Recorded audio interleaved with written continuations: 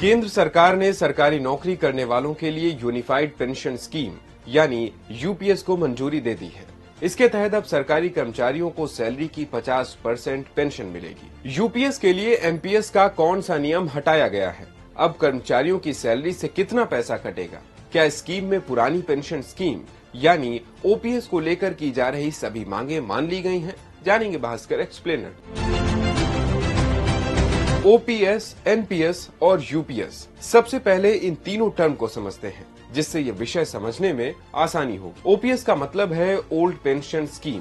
दिसंबर 2003 तक पेंशन के लिए ओपीएस लागू थी। जनवरी 2004 में इसे हटाकर न्यू पेंशन स्कीम यानी एनपीएस लाई गई। अब सरकार सभी केंद्रीय कर्मचारियों के लिए यूनिफाइड पेंशन स्कीम यानी यूपीएस योजना शुरू कर रही है, जो 1 अप्रैल 2025 से लागू हो जाएगी।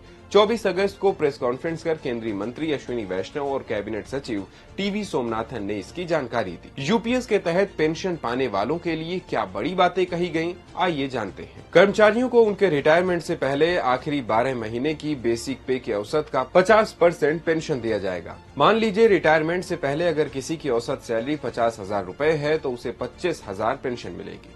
सैलरी की 50% पेंशन उन्हें ही मिलेगी जिन्होंने कम से कम 25 साल नौकरी की हो। जिन्होंने कम से कम 10 साल नौकरी की है उन्हें कम से कम 10,000 रूपए पेंशन दी जाएगी। यहाँ पर उनकी बेसिक पे यानी सैलरी से कोई मतलब नहीं होगा।